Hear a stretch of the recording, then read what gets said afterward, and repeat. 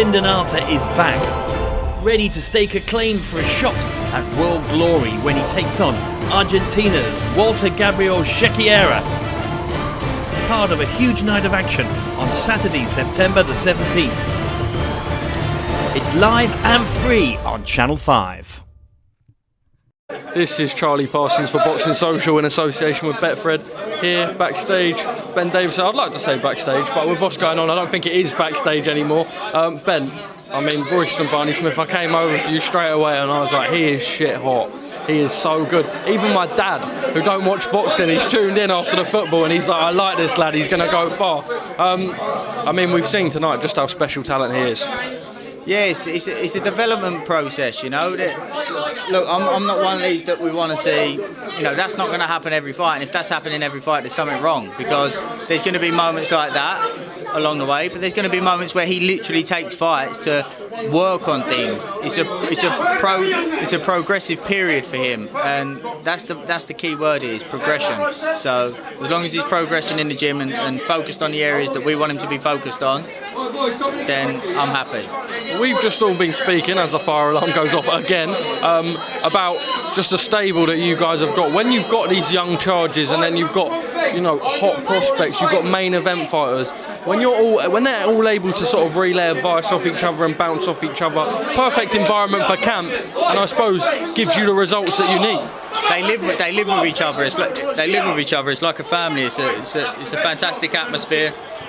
They you know, like I said, they live together. There's a mixture of world champions, a number of world champions in the gym, British, Commonwealth, European champions, Olympic silver medalists, Olympians, some of the best prospects in the country.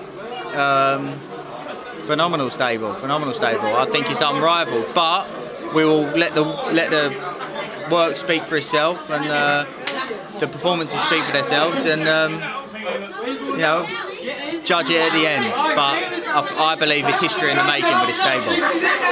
I'm going to try and reel off some ones quickly because I know that you'll probably want to get back and do whatever you've got to do. But obviously we've seen that Lee Wood has pulled out with an injury with his fight with WOOD-LARA. As far as I'm aware, you know, it's quite a bad injury that's going to have him out for a little while. But the fight with Lara looking to be rescheduled. Hopefully postponed. We'll be looking to reschedule. A tear in the bicep that looked like, sounds like an entertaining scrap out there. A tear in the bicep that meant that he was advised not to punch for the next 2 to 3 weeks, which obviously you can't do going into a fight with Lara, so we had to pull him out, but hopefully we'll look to reschedule.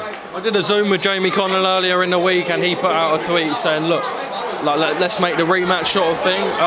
He was the one who sort of realised afterwards, he spoke with Frank Smith and the injury was more severe than they thought, but obviously an incredible first fight. I know he's got more than, you know, Lee Wood's got so many options on the cards, but, you know, is there still potential of maybe seeing that rematch at some point? Oh, 100%. On Lee's terms, at the right time, that when we want it. At the moment, Lee's at the stage of his career, I think he's 34.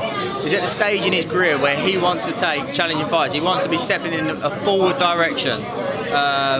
It's a lucrative fight, but it's always going to be a lucrative fight. The fights he wants is the likes of Warrington and the unification clashes, and the next best challenge that was also very, very lucrative was WOOD-LARA, and Lee decided or mentioned him. We had a look at him.